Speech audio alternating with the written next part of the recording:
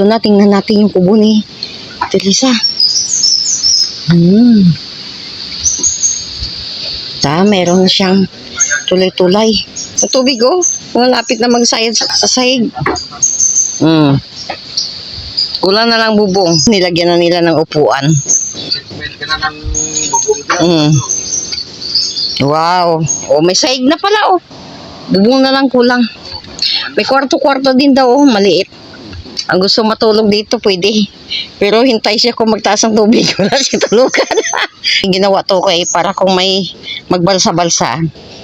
Mayroon ditong akyatan, oh.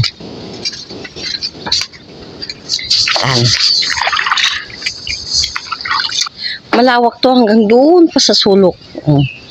Doon sa tapat mo, kamo ha. Hindi lang sa tapat niya, ata doon pa sa dulo. Doon kay Jungjo, kay Bungbong. Tingnan mo, may unggoy pa dito, oh. Sus, kulang-kulang na lang magtalon dito sa kabila. Yung dahon na gumagalaw. Yan. O, dito, makapanood ka na ng mga kalikasan na mga hayop. Dami nila. Kagabi, dyan ang dami nila. Yung punong malaki, may punong malaki dito na doon natutulog yung mga unggoy. Oh, ito na, may bubong na. May dingding pa, oh. Oh.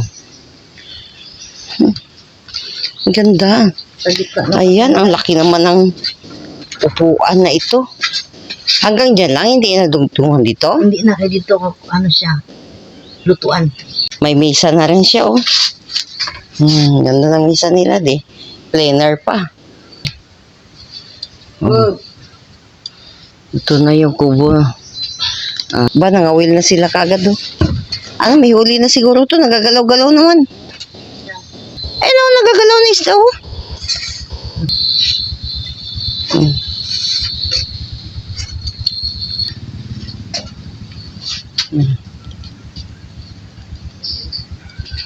Ganda na.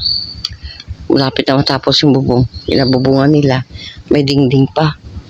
Aba, bakit ang dyan ang pintuan? Saan papunta ang pintuan na yan? Taas ng tubig, oh. Oh. Yung ano ng pispa, no? Kung walang net yan, di nagtalunan na sa kabila. Pati yung rampano, puno.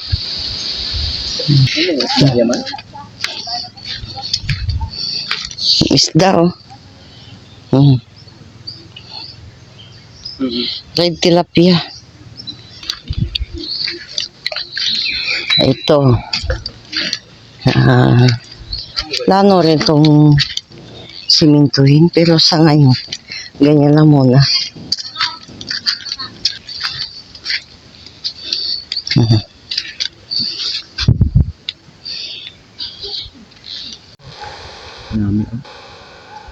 Dokon eh. Arang pula do, arang baga-baga. May nga dagmay man, oh. Mga buto na nila.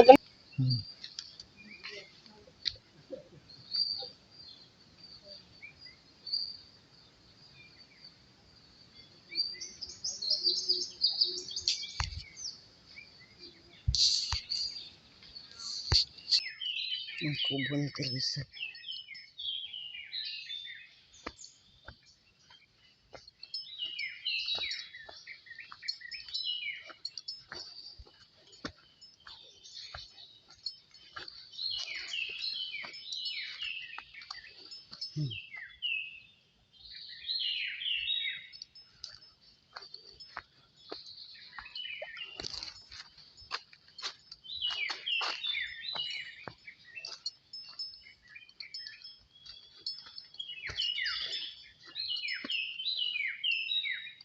Papasok ang tubig ko.